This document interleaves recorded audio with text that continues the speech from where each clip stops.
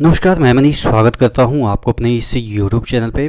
दोस्तों कि जैसा कि आपको पता है कि वैकेंसियां आपके रेलवे में आने वाली है, उसी संदर्भ में एक नोटिस जारी हो गया है, ऑफिशियल नोटिस है और ये आपको हिंट दे रहा है कि तुरंत ही वैकेंसी आने वाली है। मैं डिटेल में समझाऊंगा कि कैसे यहाँ पे मैं बोल रहा हूँ कि जल्द ही आपकी वैकेंसी आने वाली है। ये ऑफिशियली आपको इस लेटर में पता चल जाएगा, क्योंकि ये लेटर जीडीसी के लिए है, लेकिन इसी में आपको लास्ट लाइन में देखिएगा हिंट मिल जाएगा कि आपका जो है वो वैकेंसी तुरंत ही इसके बाद आने वाली है। यहाँ पे देखिएगा लास्ट पॉइंट, यहाँ पे देखिएगा पॉइंट में देखिएगा, it may be ensured that in case adequate suitable candidates are not available through this GDCE vacancy, remaining are added to the direct recruitment quota vacancy planned to be filled in near future। कहने का मतलब ये है कि अगर GDC के through candidate proper नहीं मिलते हैं तो आप उस वैकेंसी को डायरेक्ट रिक्रूटमेंट, जो कि ओपन मार्केट की रिक्रूटमेंट होती है, जो कि वैकेंसी बाहर आती है, उसमें डाल दिया जाए, जो कि प्लान किया गया है नियर फ्यूचर, यानी कि तुरंत। नियर मतलब कि एकदम से पास के ही भविष्य में जो वैकेंसी निकल रही है उसमें इसको ऐड कर दिया जाए। जो जीडीसी में एडिक्वेट यानी कि पर्याप्त मात्रा में कैंडिडेट नहीं मिल पाते हैं तो वैकेंसी कैरी फॉरवर्ड नहीं होगा, वो आपके डायरेक्ट रिक्रूटमेंट यानी कि ओपन मार्केट में आ जाएगा। और ये वैकेंसी ओपन मार्केट में कब आ रही है? नियर फ्यूचर, यानी कि तुरंत ही आ रही है। तो ये आपको एक हिंट दे रहा है। अब इसका सेकंड हिंट मैं ये बता दूं, चूँकि अभी आपके सेफ्टी कैटेगरी में जिस तरीके से हादसे हुए, थोड़ा सा रेलवे प्रशासन जागा है और डायरेक्ट रिक्रूटमेंट के जितने भी अभी देखिए एक्सटर्नल वैकेंसी में क्या होता है ना, जो बाहर आती है वैकेंसी उसमें टाइम लग जाता है। इंटरनल वैकेंसी क्या होता है ना कि 1 महीने 2 महीने में सब चीज़ क्लियर हो जाता है। तो इसीलिए पहले इंटरनल वैकेंसी भरी जा रही है और उसके बाद और इसका एक मतलब ये भी है, क्योंकि देखिए कभी कभी क्या होता है ना कि इंटरनल लोग ही नहीं मिल पाते हैं। बहुत ऐसे पोस्ट होते हैं जहाँ पे इंटरनल यानी कि जीडीसी के थ्रू ही भर ही नहीं पाते हैं, तो वो सीटें खाली ना रह जाए, इसलिए पहले इंटरनल एग्ज़ाम ले लिया जाए, यानी कि जीडीसी का या एलडीसी का एग्ज़ाम ले लिया जाए। और उससे जब सीटें भरी तो भरी, यानी कि उसका एक पर्टिकुलर कोटा होता है 25%, उससे ज़्यादा नहीं वो निकाल सकते हैं। जैसे सपोज 100 वैकेंसी खाली है तो 25 ही जीडीसी के थ्रू निकाल सकते हैं, यानी कि इंटरनल वैकेंसी निकाल सकते हैं। और 25 में भी सपोज सिर्फ 20 ही कैंडिडेट उनको मिला तो 5 कैंडिडेट के लिए वो 5 जो वैकेंसी है वो कैरी फॉरवर्ड नहीं करेंगे।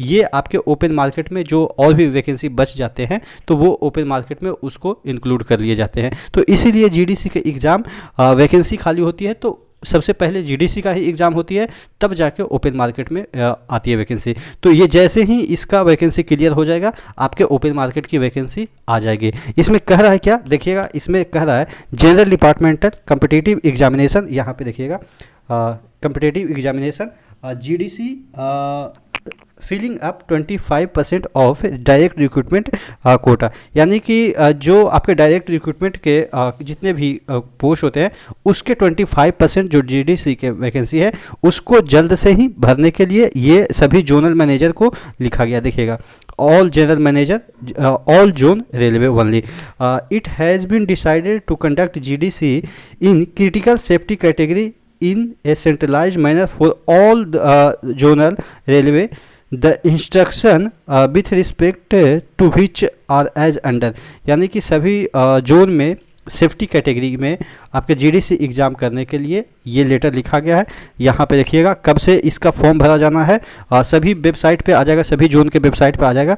15/7 यहाँ पे पब्लिशिंग डेट डालना है, ऐसा इंस्ट्रक्शन दिया गया है सभी जोन को कि 15/7 को पब्लिश कर देना है, पब्लिशिंग डेट है। और ओपनिंग डेट 15/7 से ही आपका फॉर्म भरा जाना चालू हो जाएगा। क्लोजिंग डेट 14/8/2023 तक आपके क्लोजिंग डेट हो जाएंगे। 1 महीने के अंदर एग्ज़ाम हो जाएंगे, उसके बाद 1 महीने के अंदर आपके रिजल्ट आ जाएंगे। तो यानी कि आप मान के चलो जो मैंने अक्टूबर नवंबर बोला था उसी के अराउंड वैकेंसी आएगी, क्योंकि ये 14 को तो आपके ऑनलाइन एग्ज़ाम ही होंगे, देखिएगा सॉरी रजिस्ट्रेशन ही होंगे 14 को। 10 दिन के बाद एग्ज़ाम, यानी कि 9वें महीने में।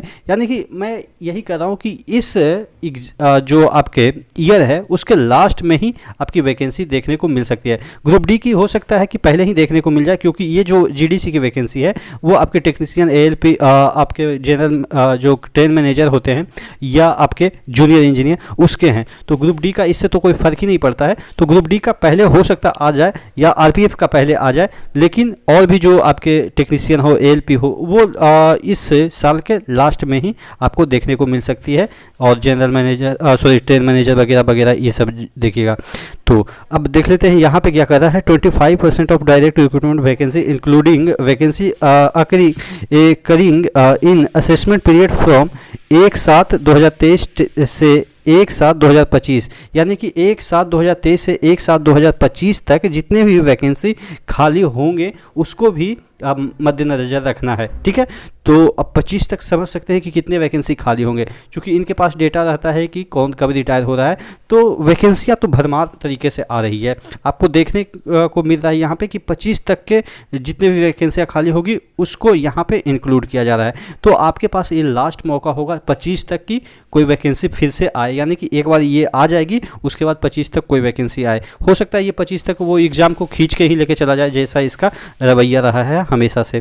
तो यहाँ पे वही चीज़ें दे रखा है। Following specified safety category of zonal railway shall be embarked for recruitment through GDC examination is proposed to held by a centralized agency। वही सेंट्रलाइज एजेंसी के थ्रू एग्ज़ाम वगैरह ये सब आपको डीप में जानने की आवश्यकता नहीं है, ये सब चीज़ें आपको पता ही है कि एग्ज़ाम कंडक्ट कराने के लिए एजेंसी का हायर होता है, उसके बाद टेंडर वगैरह ये सब चीज़ें निकलती है।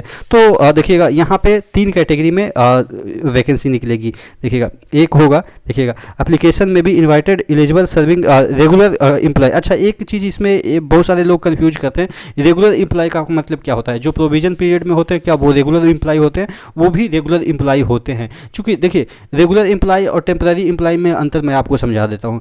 जो पोस्ट पहले से क्रिएटेड है, जो पोस्ट पहले से क्रिएटेड है और वो इन स्पेसिफिक टाइम नहीं ख़त्म हो जाता है, जैसे आपके ग्रुप डी के ख़त्म होने का कोई पोस्ट ही नहीं है, तो उस पर जो रिक्रूटमेंट होगा वो रेगुलर होगा। लेकिन जो टेम्पररी क्या होता है ना, कि सपोज कोई काम है, एक स्टेशन बनाना है, तो उसमें कुछ 2 साल लगेंगे, 3 साल लगेंगे, तो उसके लिए अगर कोई एम्प्लॉय की आवश्यकता होती है तो वो अगर रिक्रूटमेंट होती है तब उसको टेम्पररी एम्प्लॉय कहते हैं। ठीक है ना। और जो हमेशा पोस्ट बरकरार रहती है, जैसे आप ग्रुप डी के ही पोस्ट पे ज्वाइन करते हैं, तो वो हमेशा आपके मरने के बाद भी वो पोस्ट जिंदा रहती है। फिर कोई उस पे ज्वाइन करता है, फिर कोई ज्वाइन करता है, आपके परपोता ज्वाइन करेंगे, फिर आपके परपोता ज्वाइन करेंगे। यानी कि कहने का मतलब वो पोस्ट नहीं मरता है। तो पोस्ट जो नहीं मरता है वो रेगुलर होता है। ठीक है ना। एम्प्लॉय रेगुलर नहीं होता है, पोस्ट रेगुलर होता है। और पोस्ट पे जब एम्प्लॉय चले जाते हैं तो फिर क्या कहते हैं कि एम्प्लॉय रेगुलर है। ठीक है ना। तो कहने का मतलब ये है कि जो एक दिन भी ज्वाइन किए हैं यानी कि वो रेगुलर हो गए, और रेगुलर हैं तो यानी कि वो इस फॉर्म को भर सकते हैं। तो आप सब लोग जो भी ट्रेनिंग में भी हैं इवन, वो भी इस फॉर्म को भर सकते हैं। और 3 कैटेगरी में आए हैं। फर्स्ट कैटेगरी में एएलपी और टेक्नीशियन है, सेकंड कैटेगरी में जेई है, और थर्ड कैटेगरी में आपके ट्रेन मैनेजर है।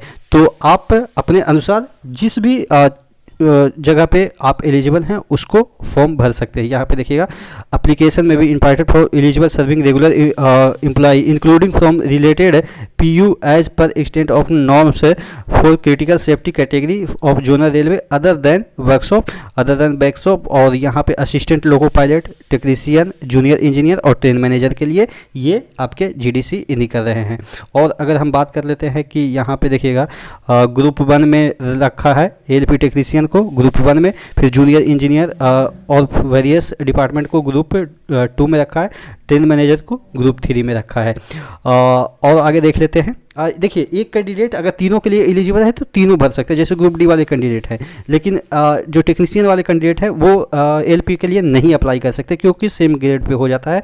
वो ट्रेन मैनेजर के लिए अप्लाई कर सकते हैं। तो आपको ध्यान रखने वाली चीज़ है कि सेम ग्रेड पे आप अप्लाई नहीं कर सकते हैं, क्योंकि ट्रेन मैनेज ये आपके टेक्नीशियन और एएलपी के जो ग्रेड पे है दोनों का 1900 ही है, तो आप अप्लाई नहीं कर सकते सकते हैं, ठीक है। जो प्रमोट कर गए हैं ग्रुप डी से 1900 में भी प्रमोट कर गए हैं, वो भी अप्लाई नहीं कर सकते, वो सिर्फ और सिर्फ ट्रेन मैनेजर या जूनियर इंजीनियर में अप्लाई कर सकते हैं अगर आप एलिजिबल हैं तो। बाकी और कुछ है नहीं, बाकी मैंने आपको समझा ही दिया। तो आशा करते हैं जल्द ही आपकी वैकेंसी देखने को मिलेगी और ये बहुत बड़ी खुशखबरी है। आप चैनल पे बने रहिएगा, मैं आपको एक एक चीज़ बाइफरकेट करके समझाने की कोशिश करूँगा, क्योंकि पिछले 6 साल से यही काम है, रोज़ाना 1-2 वीडियो रेलवे पे ही हम बना रहे हैं, तो चीज़ें तो बस याद हो गई है कि कहाँ पे क्या होता है, ठीक है। तो नेक्स्ट वीडियो पे मिलते हैं, और चैनल पे नहीं तो सब्सक्राइब जरूर कर लीजिएगा। जय हिंद।